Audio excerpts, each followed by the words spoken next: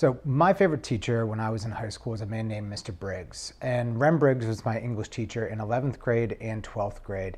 And when I was in high school and middle school and elementary school, I was not a very motivated student. But what Mr. Briggs did was that he introduced me to a book that in a lot of ways sort of changed my life, even though I didn't know it at the time. And that book was Moby Dick. And it probably sounds pretty highfalutin to say that the book Moby Dick changed my life, but it really did in a lot of ways. And Mr. Briggs introduced this book to us in a way that he let us see how funny it was. And he let us see how Melville sort of works through not only characters, but introduces the reader to lots of different things.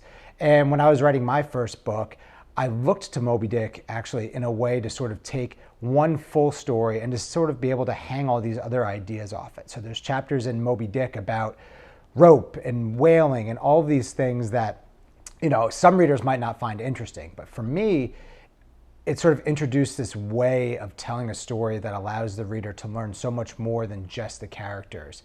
And actually, when you look at the acknowledgments in my book, I talk about Mr. Briggs because he had such an impact in not only how I think about reading and writing, but how I sort of thought about myself and how I thought about what I might want to be. And I didn't know that impact until much later in life, but I think that's what good teachers do, and that good teachers sort of set their claws into you early on. And even if you don't know the lesson when you're learning it, when you're 15, 16, 17 years old, sometimes you'll look back on it when you're in your 30s and you'll realize that this teacher did you a great service.